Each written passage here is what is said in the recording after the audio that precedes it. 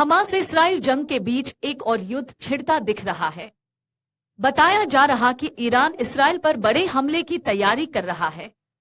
इस चेतावनी को देखते हुए इसराइल गुरुवार को अलर्ट पर था। दरअसल हाल ही में सीरिया में ईरान के वाणिज्य दूतावास पर हमला हुआ था। इसमें 2 ईरानी जनरलों की मौत हो गई थी। ईरान ने हमले का आरोप इसराइल पर लगाया है। साथ ही उसने जवाबी कार्रवाई करने की चेतावनी दी है। अमेरिका ने भी ईरान और उसके सहयोगियों द्वारा हमला किए जाने की चेतावनी दी है। हमले की संभावना को देखते हुए मध्य पूर्व तनाव बढ़ गया है। वहीं हाल ही में इसराइल ने अपनी हवाई सुरक्षा को मजबूत करने और लड़ाकू इकाइयों को छुट्टी न देने का फैसला लिया। ईरान द्वारा जवाबी कार्रवाई की कसम खाने पर अमेरिकी राष्ट्रपति जो बाइडेन ने बुधवार को इसराइल को अपना समर्थन दिए जाने पर जोर दिया। उन्होंने कहा था, जैसा कि मैंने प्रधानमंत्री नेतन्याहू से कहा, ईरान और उसके सहयोगियों से इन खतरों से इसराइल की सुरक्षा के प्रति हमारी प्रतिबद्धता दृढ़ है।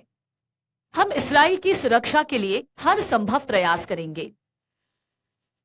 1 अप्रैल को सीरिया में ईरान के वाणिज्य दूतावास पर हमला हुआ था। इससे दूतावास का एक खंड पूरी तरह ध्वस्त हो गया था। वहीं ईरान के 2 शीर्ष सैन्य जनरल और 5 अन्य अधिकारी भी मारे गए थे। इस हमले का ईरान इसराइल पर आरोप लगा रहा है। साथ ही उसने जवाबी कार्रवाई करने की चेतावनी दी है।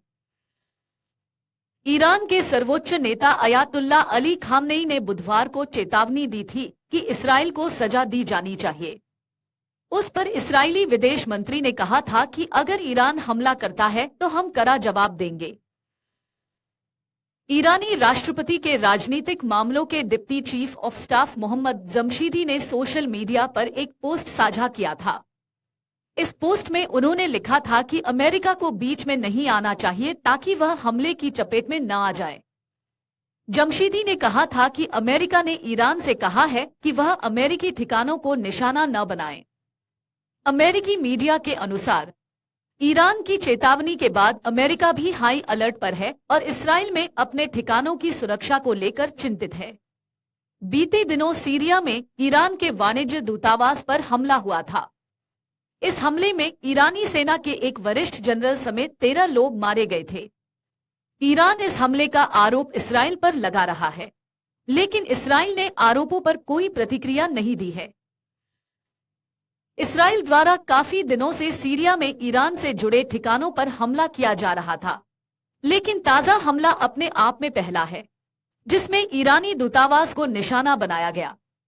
ईरानी दूतावास पर हमले में हिजबुल्लाह के लड़ाके भी मारे गए हैं। अब हिजबुल्लाह के नेता हसन नसरल्लाह ने बीते शुक्रवार को कहा था कि बेशक ईरान जवाब देगा, लेकिन उन्होंने कहा था कि हिजबुल्लाह इसमें कोई दखल नहीं देगा। इसराइल हमास युद्ध के बीच ईरान द्वारा इसराइल पर हमले की तैयारी से संघर्ष के पश्चिम एशिया के बड़े इलाके में फैलने का डर भी पैदा हो गया है।